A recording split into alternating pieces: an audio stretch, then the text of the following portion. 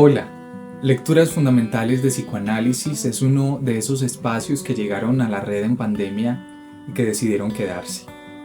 En este 2023 cumplimos 5 años y los queremos celebrar con una serie de 5 videos en donde hablaremos sobre las razones de ese continuar en la web, sobre lo que los interesados en el psicoanálisis pueden encontrar en sus lecturas y en sus videopodcasts, y sobre lo que ellos mismos pueden aportar si lo desean, pues parafraseando a Lacan. Leer psicoanálisis es una tarea en la que, paradójicamente, aunque cada uno está irremediablemente solo, no se puede lograr sino con los otros. Celebramos entonces los 5 años de lecturas con estos 5 videos. El primero, ¿por qué existe Lecturas Fundamentales de Psicoanálisis? Primer tsunami. El encuentro de una lectora y sus principios de lectura con el psicoanálisis. El segundo, cuando el psicoanálisis enseña a leer. Segundo tsunami. 2 claves lacanianas de lectura y el encuentro con la lengua de Lacan. El tercero, en el momento de concluir. ¿Qué son hoy las lecturas fundamentales de psicoanálisis? Cuarto video, ¿cómo leemos y por qué? Algunos mitos sobre leer a Freud y a Lacan. Quinto video, ¿te animas a leer con nosotros? Nuestros 5 criterios para leer en voz alta por si quieres probarlos.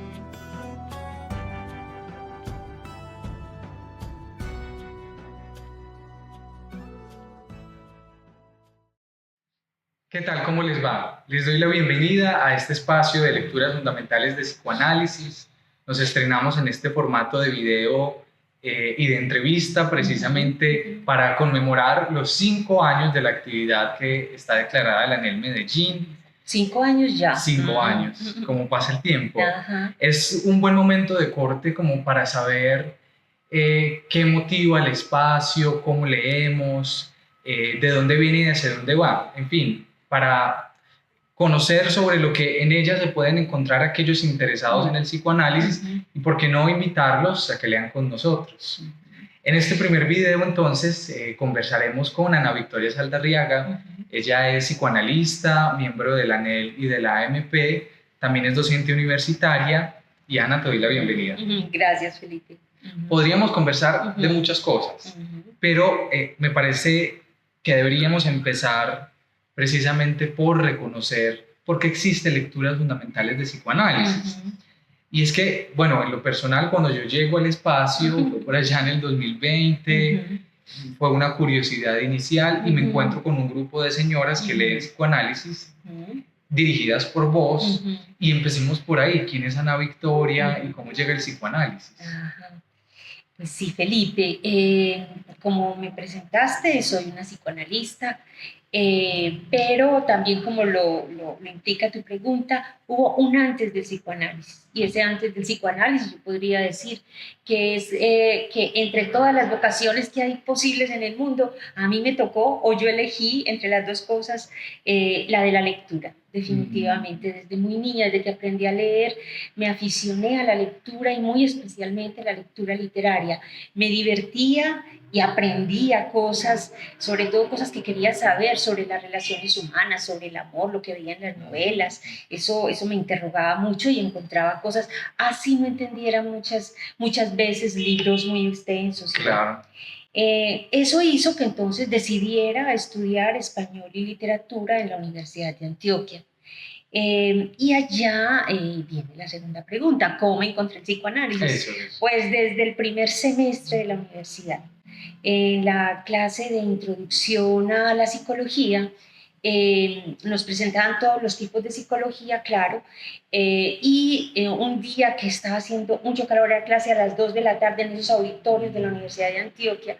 Yo venía de trabajar una jornada larga, estaba dormida, claro. Y esta señora me despertó de un sueño en el que yo estaba, no solamente por el cansancio ese día, sino en un sueño en el que me habían sumido, las palabras de mi papá cuando tenía por ahí unos 10 años, que le pregunté por la locura. Yo pensé que era una enfermedad como un sarampión o como una gripa que se pasa. Le dije, ¿cuándo se cura una persona de locura? Y me dice, nunca.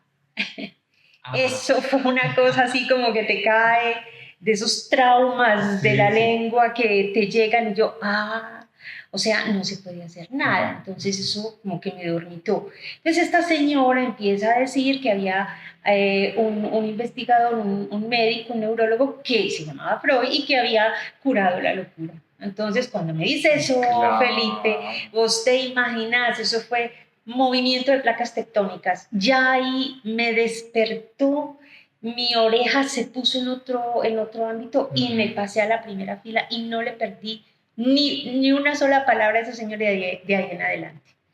Ese fue mi encuentro con el psicoanálisis y después,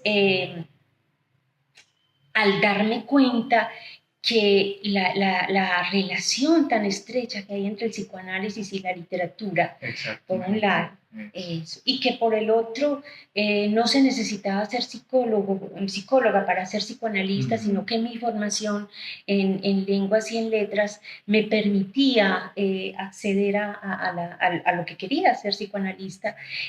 Todo eso me hizo entender que finalmente el psicoanálisis era lo que yo estaba buscando en mi vida desde hacía mucho tiempo. Y es especial, Ana, reconocer esa relación, digamos, entre literatura y psicoanálisis, porque es que desde Freud mismo podemos ver que él hace esas puntuaciones, unas lecturas, un relacionamiento de la literatura con el psicoanálisis, no son cosas ajenas, ambas tratan lo humano, ¿cierto? Exactamente. Y en ese encuentro intento como representarlo en esta banda de Moebius, donde hay una lectora que lee literatura y que se encuentra con el psicoanálisis y también lo va a leer. Lo que yo no me esperaba es que eso iba a implicar unos movimientos en mi vida de tal magnitud que yo llamaría eso dos tsunamis. Y eso es un poco lo que voy a presentar porque es la raíz de este espacio. O sea, esos cambios en mi forma de leer hacen que yo quiera compartirlo con algunos a quienes les pueda interesar. Porque fueron tsunamis gravísimos, grandísimos, a tal punto que, mira, en la segunda banda de Moebius puedo presentar que ahí el cambio fue radical. Ya no era yo en posición activa una lectora de ese objeto que es el psicoanálisis, sino que es al contrario. Es el psicoanálisis el que me enseña a leer a mí. Ya entro yo en una posición pasivo-activa, porque ya yo soy la que aprendo, me dejo llevar por eso que me enseña el psicoanálisis. Entonces, finalmente, ¿quién soy yo, esta que coordina este espacio? Una psicoanalista a quien el psicoanálisis le enseñó a leer de otra manera. Pero hablas de unos momentos como tsunamis, o sea, inesperados, que dejaron efectos.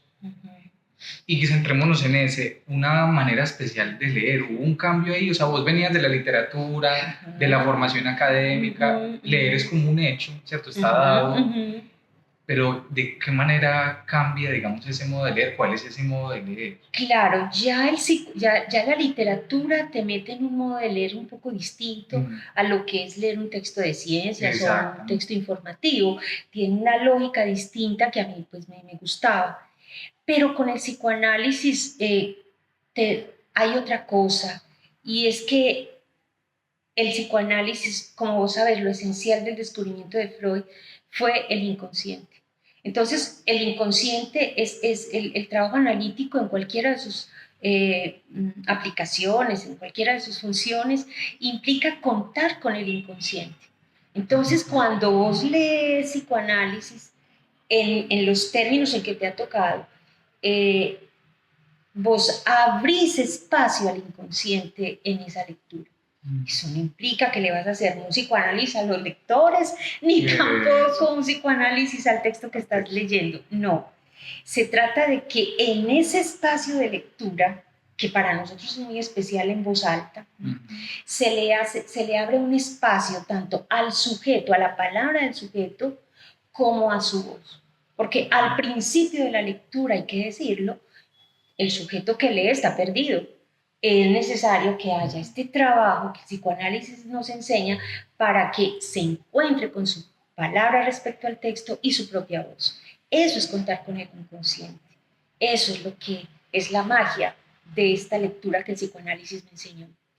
Pero entonces, con todo esto muy presente, Ana, sí me gustaría que nos contaras qué motivó o qué movió a pensar entonces lecturas fundamentales como un espacio que, claro, hoy día lo entendemos y lo vemos de una manera, pero que tiene, digamos, todo ese camino. Sí, hubo 3 experiencias puntuales, yo diría, que puntuaron mi relación con la lectura y que cuando abrieron, digámoslo así, camino para que en un determinado momento se produjera la idea de proponer el espacio de lectura, de lecturas. Esas 3 experiencias me dejaron cada una técnica de lectura que yo diría más bien es un principio de lectura.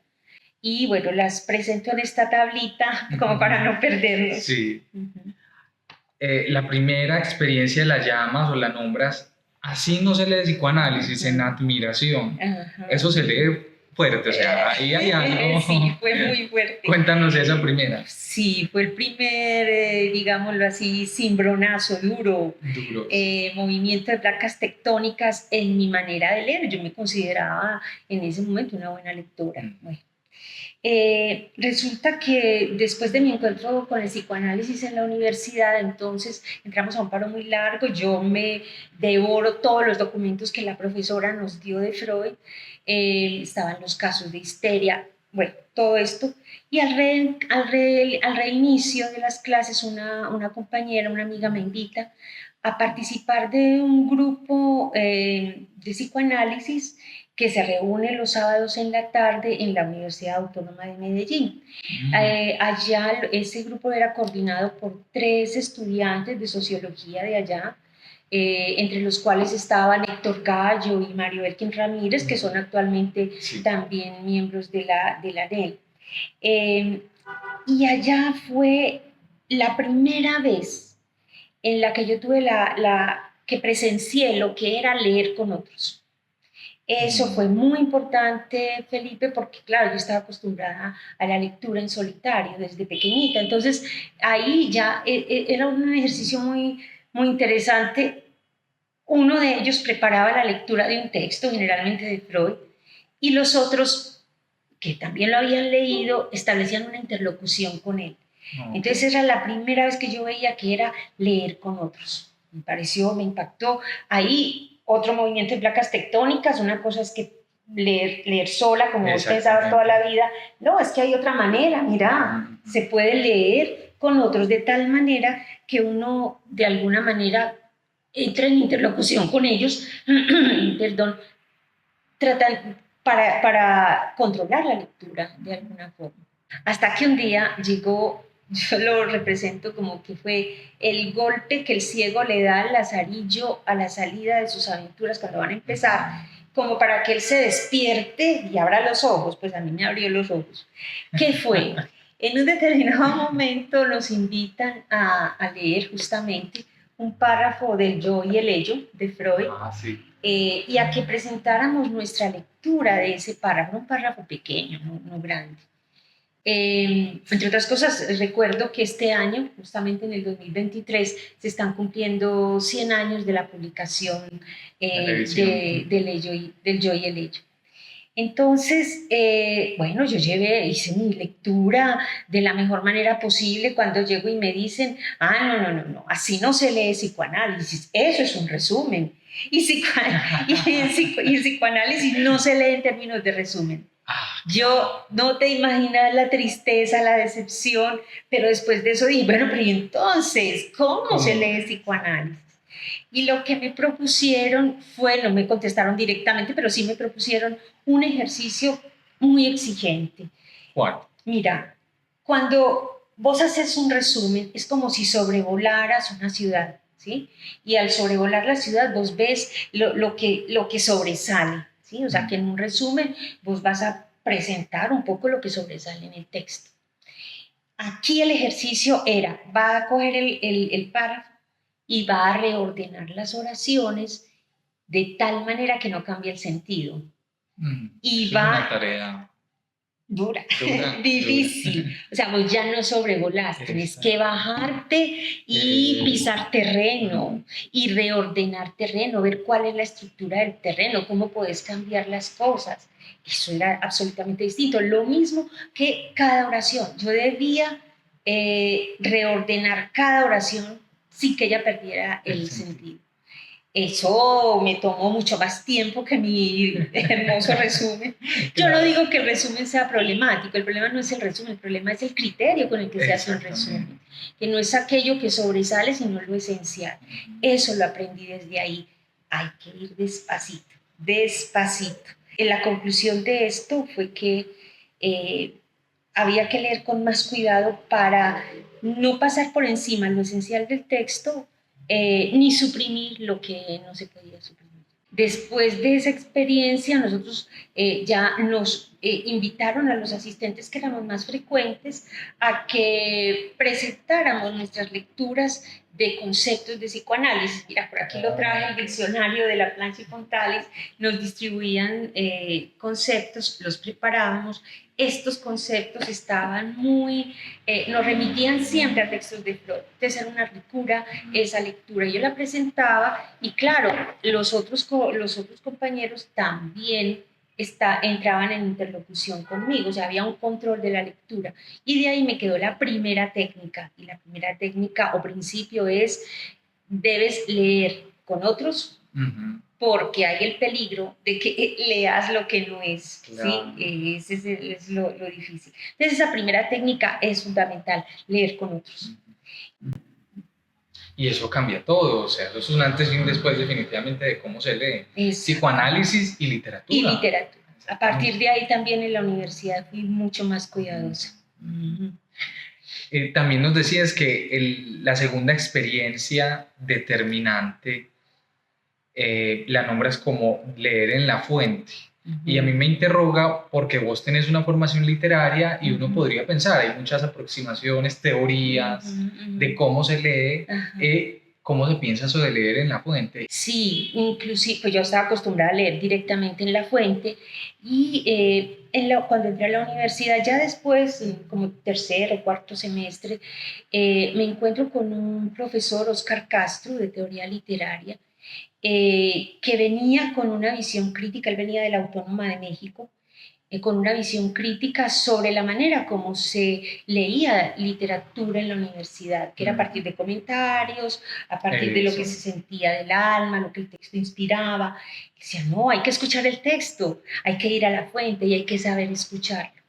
Y la primera lección que nos dio a todos, fue el de diferenciar en un texto la enunciación del enunciado. Y entonces la enunciación es muy sencillo, pero eso te abre un relieve en el texto que te demuestra que hay dos niveles. Uno, ¿quién habla? ¿Quién habla o quién escribe? ¿A quién se dirige y con qué propósito? Nivel de la enunciación. Y el segundo es el nivel del enunciado, es decir, finalmente, ¿cuál es el contenido? ¿Qué es lo que es? Ese sujeto que habla dice, finalmente, ¿qué es lo que dice? Una cosa es lo que dice y otra cosa es con qué propósito lo dice y a quién se dirige. Eso desdobla toda la lectura. Claro. Todo, Felipe, y eso es una de las cosas que nuestros lectores pueden encontrar. Siempre vamos a partir de diferenciar enunciación y enunciado. Entonces, ese punto es fundamental. La cuestión es que fue un movimiento también, una especie de tsunami que yo llamaría retroactivo. ¿Por qué? Porque con el tiempo me di cuenta, muchos años después, de que era el mismo principio de Lacan, con el que Lacan no solamente leía Freud, sino con el que Lacan orientaba la clínica. Y te vas a dar cuenta, Felipe, con el paso del tiempo, que es fundamental a la hora de escuchar la psicosis, ¿sí? De trabajar con la psicosis, la clínica. Definir la enunciación y el enunciado es fundamental. Me sirvió mucho en literatura también, sobre todo en textos donde uno no sabe quién narra, quién cuenta, como un Pedro Páramo, por ejemplo, los textos de Fuentes o de Faulkner. Entonces ya había esa formación que me permite y que nos permitió justamente este año, por ejemplo, encontrar que Freud, aunque no llamara a eso enunciación y enunciado, lo tenía muy en cuenta y empezamos un trabajo de un video que se llama a partir justamente de un malentendido y de tantos malentendidos sobre Freud y del hecho de que lo que da la pista de que había circulado por internet un texto falso era justamente la enunciación de ese texto. Ese texto no, a mi juicio, no correspondía a la enunciación a la que yo estaba habituada de Freud. Entonces, cuando entramos a analizar esa diferencia, nos encontramos con la enunciación de Freud neta, clara y sorprendente. Eso fue uno de los trabajos de este año. Sí, se llama Un cuento de Navidad, sobre un cuento de Navidad, y aprovechemos, lo pueden encontrar en el canal de YouTube de Lecturas Fundamentales. Claro que sí, una invitación especial a esto. Pero entonces, esa fue la segunda experiencia. Ajá, Hay una tercera experiencia que también fue como con otro no saber leer. Pero eso cómo se da, o sea, ya venías de un primero, sí. ¿Cómo se pasa a ese? Es que imagínese ya, ese fue mientras que en mi práctica docente. Estaba dando clase, un grupo de sexto grado, 11, 12 años, entre 40 y 50 estudiantes, 2 de la tarde, primera hora español. Yo voy con mi clase a explicar el sustantivo según el programa del Ministerio de Educación Nacional, toda contenta. Obviamente la mitad del grupo medio ponía atención, pero de esa mitad que estaba poniendo atención, yo veía como que no me entendían, y yo, pero ¿yo qué hago con estos muchachos? ¿Cómo hago para que me entiendan? Entonces dije, no, saquemos el libro de español y vamos a leer lo que dice ahí, que es el sustantivo. Sacan el libro, empiezan a leer y me doy cuenta, por Dios, Felipe, que estos muchachos no pronunciaban bien, no sabían qué hacer con la coma y el punto, no sabían marcar las pausas. Había muchos que no querían leer en voz alta, les daba miedo. Y pues como yo he sido una lectora con suerte, hacía unos meses me había encontrado estos libros preciosos, mirad, los traje, son unas antigüedades para mí, publicados en 1982, que se llaman Lenguajes y Palabras del Fondo Educativo Interamericano. Y pues a mí me gustaba leer, yo pensaba que la lectura en voz alta era una aptitud de quien leía, y me encantaba escuchar leer en voz alta. Pero no sabía que tenía técnicas. Y aquí me encontré con 5 técnicas que yo dije, pues hasta luego, programa del Ministerio de Educación, empezamos a trabajar las 5 técnicas de lectura en voz alta, que primero aprendan a leer en voz alta y luego veremos que se comprenden. Fue una maravilla, Felipe, yo no me lo esperaba. Hubo un cambio incluso en la dinámica y en la disciplina del curso. Sí, ¿por qué? Porque eso obligaba a que, a pesar del bullicio, ellos empezaran a hacer silencio para escuchar cómo leía el compañero y poder tomarlo de referencia para ver cómo él iba a leer lo siguiente, para saber cómo marcar la coma, el punto, el espacio. Entonces, eso fue una maravilla. De ahí en adelante, en todas mis clases es la lección inaugural, los 5 criterios de lectura en voz alta. Leamos bien en voz alta y después nos entendemos en todo lo otro. Exactamente. Eso es.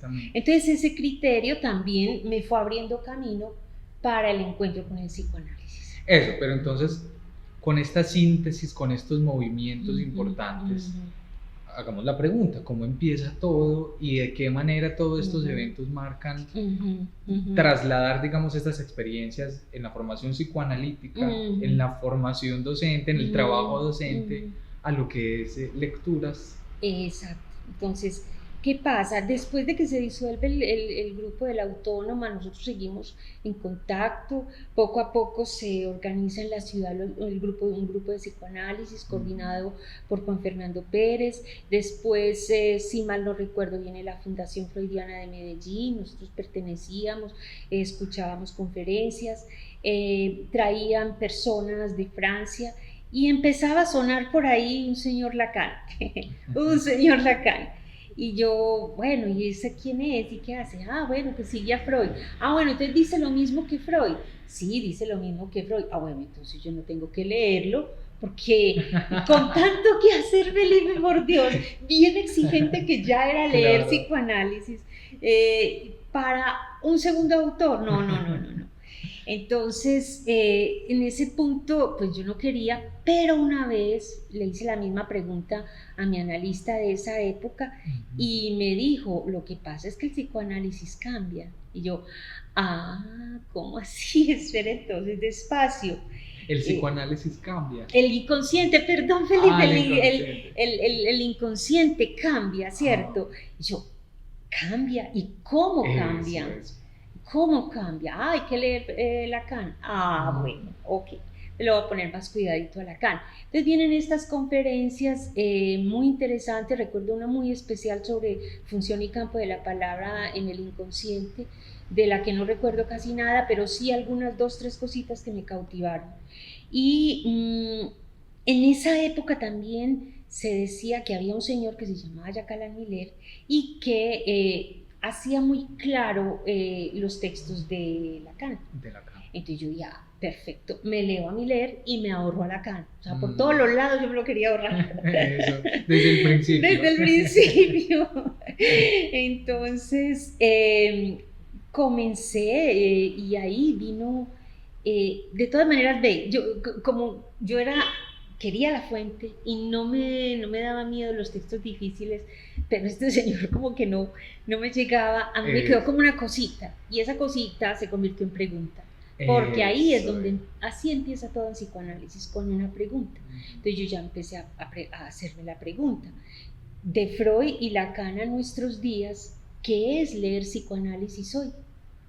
Entonces con esa pregunta repartí afichitos, por aquí está, y comenzamos a leer de este libro que me había regalado mi hijo, Los 6 paradigmas del goce de Jacques Alain Miller. Okay. Entonces convoqué, porque la única manera de saber esa respuesta era leyendo, o sea, Claramente. era en la experiencia, si no, no podía hacerlo. Entonces convoqué, pegamos afichitos, declaré la actividad de Alanel, ya en ese momento era asociada, entonces eso empezamos en el 22 de enero del 2005 con la lectura de ese texto. Y bueno, ahí empieza la aventura porque no todo fue como yo pensaba. ¿Pero por qué? ¿Cómo? Porque ni leer fue fácil y yo no me pude ahorrar a Lacan. No se puede. No se puede.